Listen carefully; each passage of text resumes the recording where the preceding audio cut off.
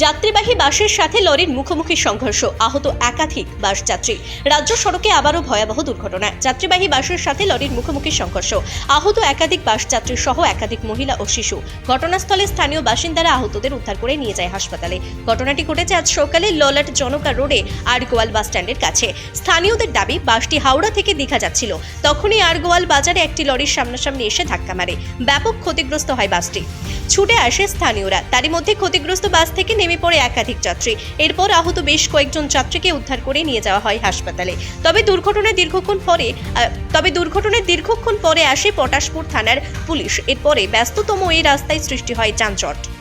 তবে স্থানীয়দের দাবি, নিয়মিত ট্রাফিক পরিষেবা থাকলে এই ধরনের দুর্ঘটনা এড়ানো সম্ভব হতো। স্বভাবতই আবারও রাজ্য সড়কের ওপর দুর্ঘটনার ঘটনায় চাঞ্চল্য ছড়িয়েছে এলাকায়। বলতে বাসে তো প্যাসেঞ্জার ছিল ম্যাক্সিমাম হলেও 30 জন মতো। তো সবাই ইনজোর্ড নয়, ইনজোর্ড হয়েছে প্রায় 6-7 জন মতো। তো ইনজোর্ড বলতে কারো পা ভেঙেছে, কারো পায়ে ধাক্কা লেগেছে, কিংবা কারো হাত ভেঙে গেছে, কেউ একটু ছড়ানো একটু রক্তারক্তি হয়ে গেছে। তো 5-6 জন মতো হয়েছে আহত। তারা এখন কোথায়?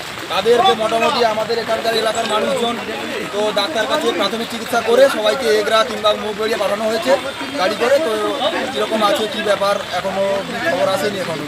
আচ্ছা, বাসটি কোন দিক থেকে কোন দিকে যাচ্ছিল? বাসটা এসেছিল আপনার কলকাতা ডানলপ থেকে এসে এটা এগরার বাস, এগরা গাড়ি, এগরা যাবে। ঘটনাটা কখন ঘটেছে? ঘটনাটা ঘটেছে ওই 9টা 10-15।